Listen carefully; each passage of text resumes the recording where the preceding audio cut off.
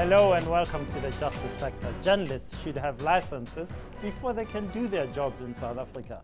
This is the view of SABC Acting Chief Operations Officer Hlaudi Motsoeneng. Does he have a point? He joins me today to discuss this and other issues. After that discussion, we give you, as usual, our winner and loser of the week. But first, Economic Freedom Fighters leader Julius Malema has claimed that the ANC has planted agents in Cope allegedly as they did in Cope, to destabilize his new party in the same manner that the governing party destroyed Cope and other black-led parties. My guest today to discuss this and other issues is EFF Member of Parliament and spokesperson Mbuyiseni Ndlozi. Hi, Mbuyiseni, welcome to the show. I have to say, you are turning one this year. You've been in Parliament for just for about a month, and already there's all this talk that you're imploding, that you have expelled or removed 7 leaders in Gauteng. Is this another Cope? No, not at all. It isn't. Thanks, first of all, for having us in your show. Indeed, the EFF is turning a year on the 26th of July this month, and we will be celebrating our anniversary. We're not like Cope. I think that the EFF has already proven itself to be taking a different character to what has characterized both the rise and the fall of the Congress of the People. So no, it's not another Cope. It looks like it. There are not just murmurings, there are great sounds coming from your Gauteng region, in which you and your Commander-in-Chief, Julius Malema, removed 7 leaders from Gauteng. Now, that looks undemocratic. People are saying, oh, it's exactly what particularly Mr. Malema used to do at the ANC Youth League. Well, there are false alarms, and I think that analysis that is not really informed by proper organizational theory and framework. The restructuring of the structures of the EFF happened across the country as the first point that we must familiarize ourselves with. All provinces and regions of the EFF have had to reduce their numbers of the acting structures. Remember that all the structures from when we launched are temporary. So to 15 people with a gender balance, a generational balance, and a geographic balance. So it's not just Gauteng.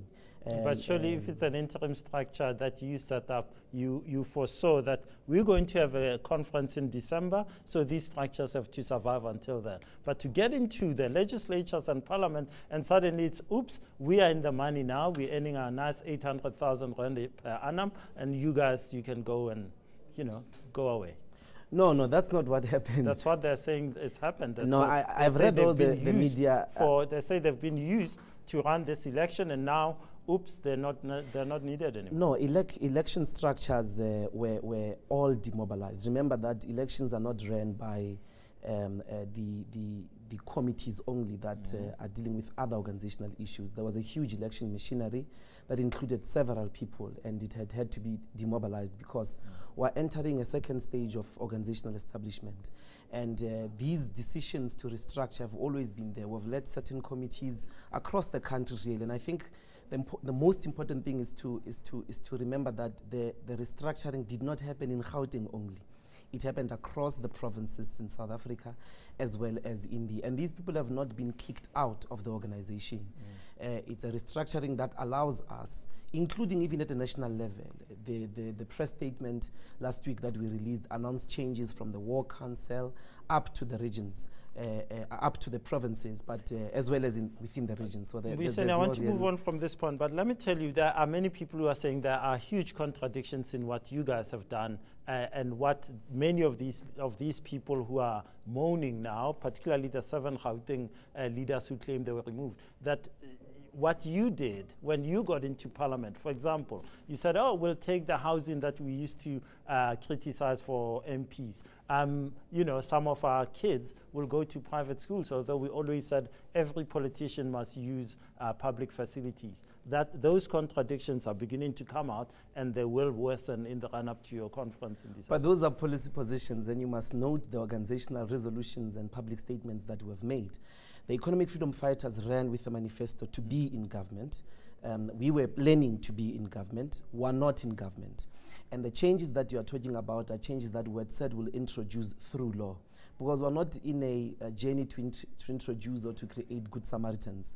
We want to make systemic changes in the ways in which the public system works, in the ways in which people access public services. So, and the resolutions of the EFF were that through law, we're going to introduce these processes, and they characterize them in a form of access to public health, access as well to public schools. So until such a time as that is implemented through the law, we won't force EFF public representatives on their own, because that will not affect the changes I would put to the it public to you system. that if you don't take your child to the local primary school, local public primary school, then nothing will change at that school, because you're sending your kid to the private school, and people like yourselves, eloquent, who know their rights, are not making an impact on the public system. Why don't you do that? And why doesn't your leader, Mr. Malala, sending children to public schools is not what changes the public schools. What we had said, remember that, for instance, Helen Zille's children, for instance, go to a public school. That doesn't change the public school system.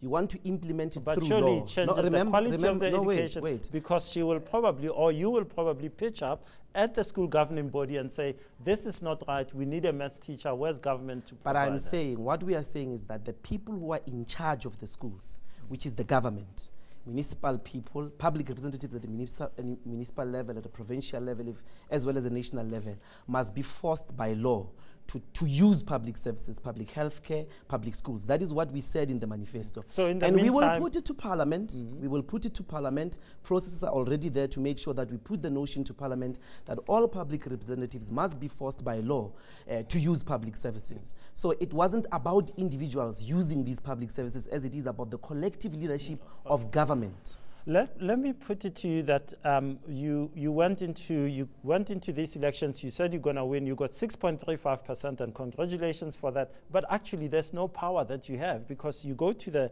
same legislature that you're sitting in, and you're making a lot of noise and making speeches and being thrown out and wearing your uniforms. But actually, you can't do anything with 6.35%. So you actually have no power in this legislature. The ANC is well and truly in power. Yeah, well, that's a very fair point. But remember that you can't change society, particularly the one that has been systematically set up over 300 years, and in this case of the ANC over 20 years. You've got to be able to build a formidable organization. You've got to be able to contest all centers of power. We did our best. We accepted the democratic resolution. We're going to use our voice in these legislatures as well as in Parliament to further educate society about economic emancipation. And that we're doing successfully. Of course, we're not in government, but that power will have to be won, will have to be contested, and that's precisely what we're doing. Are you going to go into alliance with the ANC perhaps to help them get a 2/3 majority and maybe achieve some of your goals? That will not be alliance. We won't go to an alliance with organizations that do not believe in our policies.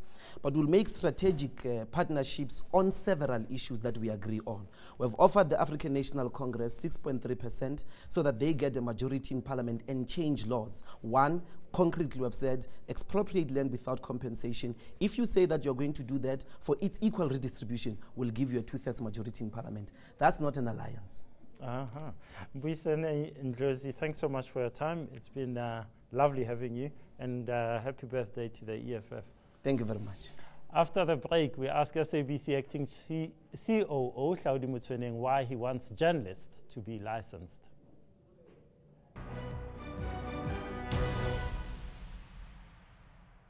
News that moves. ENCA.com.